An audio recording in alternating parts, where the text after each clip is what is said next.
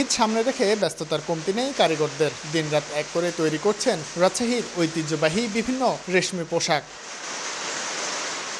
কারখানার ব্যস্ততার ঠিক উল্টো চিত্র বিপণী বিতান ও সিল্কের শোরুমগুলোতে। থরে থরে সাজানো রং বেরঙের শাড়ি, পাঞ্জাবি, থ্রি পিস, জামা, ফতুয়া এবং শিশুদের পোশাক। তারপরেও দেখা মিলছে না কাঙ্ক্ষিত ক্রেতার।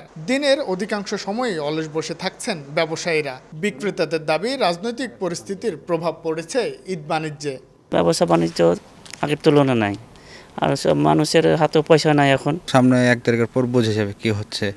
আগের তুলনায় অনেকটাই কাস্টমার কমে, দেন কাস্টমারই নাই। কাস্টমারের দৃষ্টি আকর্ষণ করার জন্য প্রায় প্রত্যেকটা শোরুমে আপনার ডিসকাউন্ট দিয়েছে আর কি। ক্রেতা টানতে 20 থেকে 70% পর্যন্ত মূল্য ছাড় দিলেও নেই কাঙ্ক্ষিত বিক্রি। গত 30 বছরে এমন পরিস্থিতি হয়নি বলে দাবি ব্যবসায়ীদের। কেয়ারটেকার গভর্নমেন্টের যে যারা আছেন আমাদের প্রধান উপদেষ্টা সহ তাদেরকে আমরা বলতে চাই যে ব্যবসায়িক সমাজ যে তাদেরকে কিভাবে আস্থার জায়গাটা তৈরি করা যায় এবং তারা কিভাবে সমাজে ভালো মতন ব্যবসা বাণিজ্য করতে পারবে সেই আশ্বস্ততা করার আমরা একটা ওনাদের কাছে আহ্বান জানাচ্ছি। চেম্বার অব কমার্সের ভাষ্য, পোশাক পরিচ্ছদ সহ কয়েকটি খাতে ঈদুল আজহাকে সামনে রেখে রাজশাহীতে অন্তত 1000 কোটি টাকার ব্যবসা হয়। সেই তুলনায় এবার ব্যবসা কমে এসেছে অর্ধেকে।